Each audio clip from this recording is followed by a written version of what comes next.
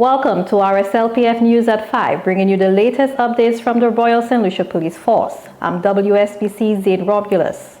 We begin with news that the Royal St. Lucia Police Force has partnered with Raise Your Voice St. Lucia to provide police officers with a dedicated space for mental and emotional support.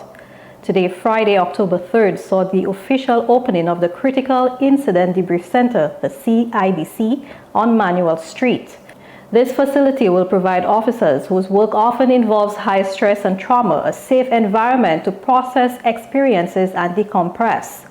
Director and co-founder of Raise Your Voice, Catherine Seelys, underscored the organization's mission to champion the well-being of all. I want to say a special thank you to Mr. Gad for trusting us with this responsibility.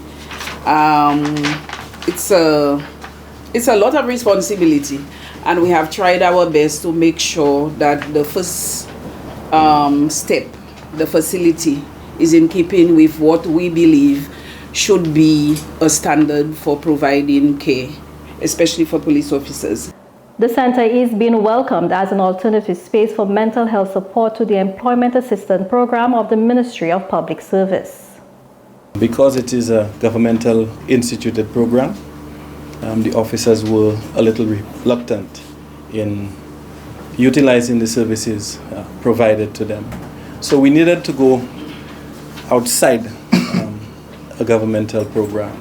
And I decided to sit down with Ms. Seelys and have a good conversation of what we can do to improve on the welfare of officers when it comes to psychosocial intervention and counseling. And we sat together and we developed the program, and I must say today is a culmination of that conversation. And I really hope that this center can serve the policemen that it is meant, the people that is meant to serve. Raise Your Voice St. Lucia also donated 7 desktop computers to the Royal St. Lucia Police Force, boosting the vulnerable persons team's capacity to manage its cases. In other news, a joint police operation early Friday morning has led to the apprehension of a repeat firearms offender. The gang's narcotics and firearms unit, in collaboration with the Special Services Unit and the Special Operations Team, carried out the operation in the communities of Firearms, Cul-de-sac and Bexor, Castries. At Bexor, one individual, Alfred Fitzpatrick, was apprehended on 2 outstanding commitment warrants for unpaid fines in relation to a previous firearm conviction. It should be noted that Fitzpatrick was arrested in 2024 during a police operation where a Glock 45 pistol and 8 rounds of ammunition were discovered at his premises. The operation also led to the disruption of a cannabis cultivation site at Firearms, Castries. Officers conducted a systematic eradication of the plants in the presence of all units. A total of 2,099 fully grown cannabis plants with a street value of $20,860 were uprooted and destroyed by fire on location under strict supervision. This operation forms part of the ongoing strategy of the Royal St. Lucia Police Force to suppress gang activity, disrupt the narcotics trade, and reduce the circulation of illegal firearms across the island. 2 other individuals have been charged in connection with the Creators Alliance Ponzi scheme. On Friday, October 3rd, 2025, Jacqueline B.C. Manuel and Kalashma Florent were formally charged with operating a virtual asset business without a license. They were escorted to the 1st District Court, where bail was granted to each in the sum of $5,000 cash or suitable surety. Officers from the Marine Police Unit and the Special Services Unit have completed emergency medical technician training conducted by the St. Lucia Fire and Emergency Service. The program, which concluded on Wednesday, October 1st, equipped participants with the skills needed to deliver immediate medical care during emergencies encountered on duty. The intention is to provide that training, to expand that training to the protective services, so police, fire, and bodily correctional facility officers, with the intention that they will be able to provide some basic intervention before the arrival of the fire department in the event of an emergency. So they were members of the Special Service Unit, and you would appreciate the importance of that training to them because of the high-risk nature of their job. So, for example, if they on a mission and one of the members are injured, or the public, they could provide some basic intervention. We had officers from the Marine unit, and they're out at sea. So again, it is very important that these officers have that basic training so that they could take care of themselves. Moving forward, EMT training sessions will be extended to other police units and protective services partners. Whilst the last course we only had SSU and Marine, but we're hoping that major crimes and CID will be on board, because most times the CID officers arrive on the scene before the fire department sometimes, and there are basic things that they can do to assist what a patient in terms of their survivability as a result of whatever they responded to.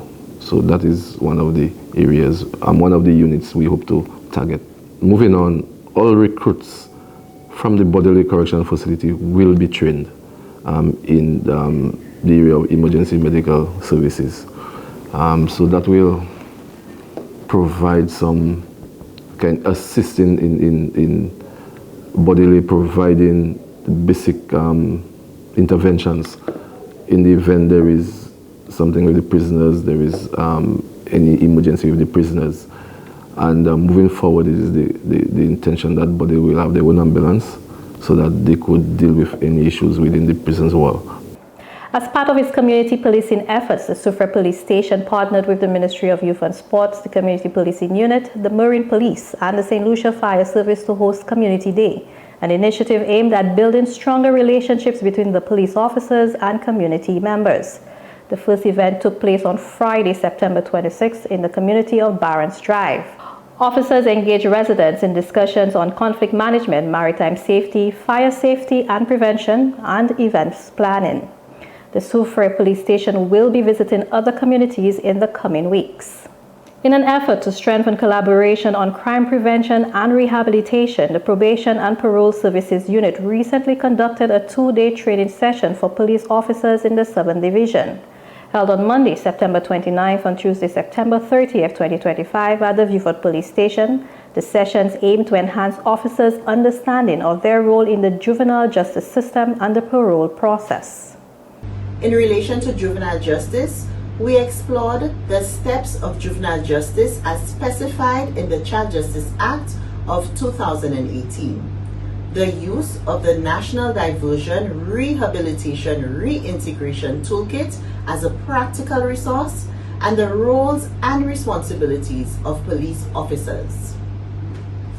One of the parole unit's mandates is to effectively supervise parolees in the community.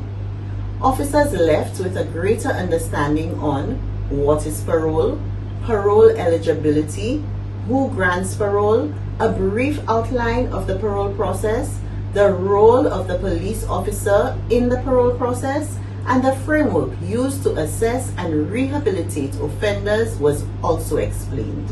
The training has broadened my understanding of these procedures, especially the procedures surrounding parole, diversion of juvenile offenders, particularly in cases where a juvenile accepts responsibility upon being apprehended. That's our Rslpf news for today. For more updates, subscribe to our YouTube channel. You can also follow the Royal St. Lucia Police Force on Facebook, Instagram, and X. Do enjoy the holiday weekend and join us again Wednesday at 5. Until then, stay safe, St. Lucia.